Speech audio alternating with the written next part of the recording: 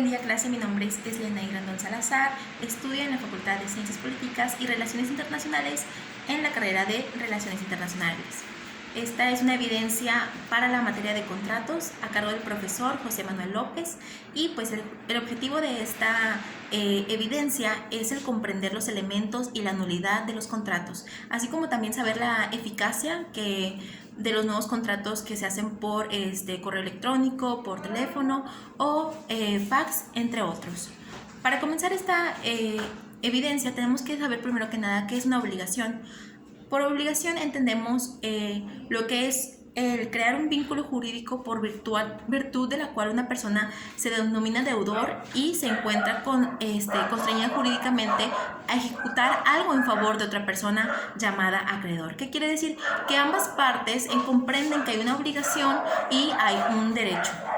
Y bueno, pues así es como entendemos que la obligación como tal es un derecho subjetivo que presenta las siguientes manifestaciones del poder, que es como crear, transmitir, modificar, extinguir y así a su vez se entiende como provocar una intervención coactiva del Estado para poder obtener la pena o ejecución forzada, que entendemos en general como una obligación, pues es la relación jurídica entre el acreedor y el deudor, donde ambos tienen un vínculo jurídico en el cual se entiende como que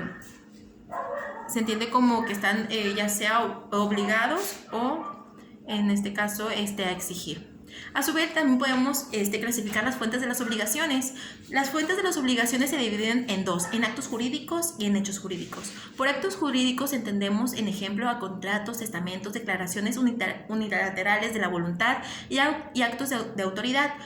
En hechos jurídicos podemos encontrar los hechos naturales y los hechos del hombre. Por naturales comprendemos a todo lo que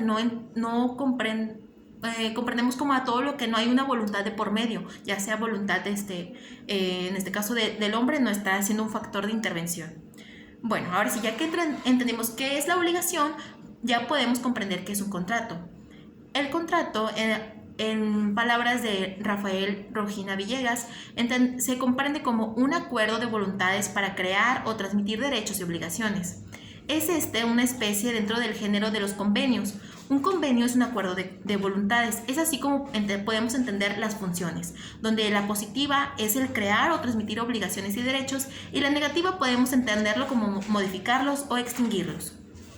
A su vez, encontramos en el Código Civil que para el Estado de Nuevo León nos plasma los siguientes artículos para poder comprender qué es un convenio.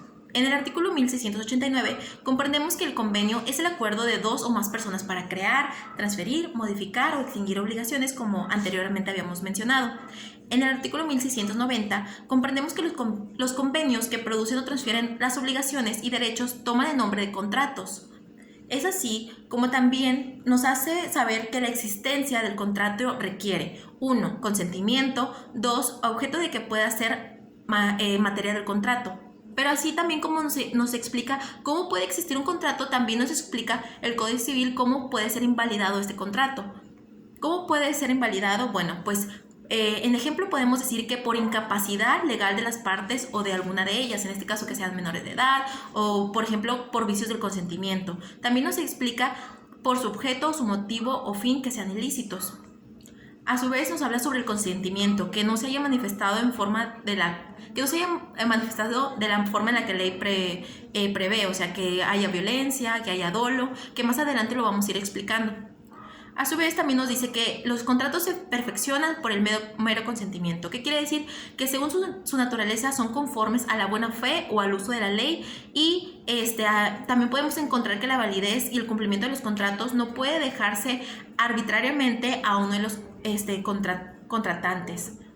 Después nos vamos a entender que el contrato también tiene una capacidad. La capacidad es decir, el delimitar cómo se contratan, por ejemplo, a las personas que no vienen exceptuadas en la ley, por ejemplo, los menores de edad o etcétera. La incapacidad de una de las partes no puede ser invocada por la otra en provecho propio. ¿Qué nos quiere decir? los contratos celebrados a nombre de otro porque no sea su legítimo representante serán nulos. Esta parte está bien interesante porque nos dice que, por ejemplo, como decía el profesor en clase, tú vas a celebrar un contrato y hay una persona que tiene que verificar que esta persona que está firmando sea esta, ¿cómo decirlo?, el representante legal o la persona que va a adquirir estos derechos o obligaciones. Que también nos menciona que a su vez esto se debe rectificar, ya sea que la persona, por ejemplo, no pueda firmar o no conozca cómo. Si él así lo pide, puede haber una segunda persona que intervenga y que firme por él, y a su vez hay un medio regulador. En este caso puede ser un juez que verifique que todo esto esté hecho de forma correcta. Después nos vamos al consentimiento. En un contrato el consentimiento es muy importante porque puede ser expreso o tácito. ¿Qué entendemos por expreso? Que se manifiesta verbalmente, por escrito o por medios electrónicos, que es lo que más adelante vamos a ver. También por medios ópticos. Esto es muy importante ahora en pandemia. Por medios ópticos nos vamos a ir ejemplificando en cómo entra esta manera de hacerlo. El tácito resulta de hechos o de actos que lo presupongan o autoricen a presumirlo. ¿Qué quiere decir? Que no como tal está establecido en escrito, pero es algo que se comprende o se supone viene ligado de lo que estás firmando. Es algo, por ejemplo, tácito también entendemos como un convenio de voluntad en la que no se manifiesta expresamente, pero es algo que ahí está y que se sabe que es algo que se va a tener que hacer. Asimismo, también el consentimiento nos dice que hay un cierto plazo para realizar estos actos. Toda persona que propone o celebra un contrato se le debe de fijar un plazo para aceptar y queda ligada por su oferta hasta que la expiración de este plazo se cumpla. Y asimismo podemos pasar a vicios del consentimiento. Una vez que ya entendemos cómo se otorga el consentimiento, también podemos encontrar los vicios en estos. El consentimiento no es válido si ha sido dado por error o arrancado por violencia o sorprendido por dolo. ¿Qué entendemos por dolo? Es como el tener una segunda, ¿cómo se dice?, algo que está detrás de lo que está establecido. O sea, tú que lo hace con dolor, con quererlo hacerle un mal a la otra persona, y por mala fe o la disminución del error de uno de los contratantes, del conocido. Pues así también podemos decir que el contrato queda nulo si es celebrado por violencia, o si alguno de los contratantes, ya de un tercero interesado, no esté dentro de este contrato, también queda nulo. Después, ya que entendemos cómo puede crearse un vicio del consentimiento en un contrato, también podemos comprender el objeto y el motivo o fin de los contratos. Son objetos de contratos la cosa que el obligado debe de dar y el hecho de que el obligado debe hacer o no hacer.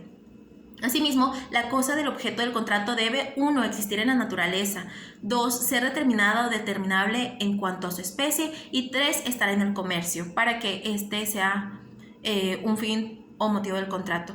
Después nos habla de cómo es que las cosas futuras pueden ser objeto de un contrato. También esto debemos agregar que no puede serlo una herencia o una persona viva aún estando presente sin su consentimiento. Y bueno, pues para entender el objetivo, motivo y fin de los contratos, tenemos que tener en cuenta que debe ser posible y lícito. Es decir, listo, pues ya sabemos que es el fin o motivo determinante de la voluntad de los que contratan. No debe ser contrario a las leyes del orden público ni a las buenas costumbres. Es así como podemos que un contrato sea efectivo. También un contrato tiene forma. ¿Qué quiere decir? Que los contratos civiles, cada uno se obligan en la manera y términos que aparezca que quiso obligarse, sin que para la validez del contrato se requieran formalidades determinadas. Eso quiere decir que deben ser firmados por todas las personas, y el que no sepa, en caso de que uno, como ya lo había mencionado, no sabe firmar, podemos ir ante un juez de primera instancia para que valide esto. Después nos habla también algo muy importante que vamos a tocar, es cómo es que la ley prevé los medios electrónicos, cómo es que también los ópticos y a través de cualquier otro medio tecnológico puede ser válido el que hagan un contrato. Bueno, una vez que comprendemos, nos vamos a la división de los contratos. Como ya habíamos visto en clase, los contratos pueden ser unilaterales y bilaterales. Y también puede ser un contrato oneroso. ¿Qué quiere decir oneroso? Aquel que se estipula por provecho o gravámenes recíprocos y gratuitos, en el que aquel provecho sea solamente una de las partes. Y bueno, pues ya una vez que entendimos todo esto, sabemos que una vez que ya entendimos que el contrato tiene objeto, consentimiento, forma, capacidad y error, con dolo, violencia, también podemos comprender más a fondo que los contratos en correo electrónico que se reciben por esta vía funcionan en la ceremonia de firmas. ¿Qué quiere decir esto? Te va a llegar el correo, tú ya tienes tu firma electrónica estipulada, te firmas, y esto pues es algo muy, muy interesante, porque la seguridad de estos tipos de contratos actualmente es algo que se está previniendo mucho. El hecho de que los contratos instantáneos, una vez que se acepta la firma, que te lo mandan otra vez por correo, y así puedes ver que todo esté en orden. Y bueno, pues esto ha sido todo por el capítulo que estábamos viendo sobre los contratos, la evidencia de 2, y muchas gracias.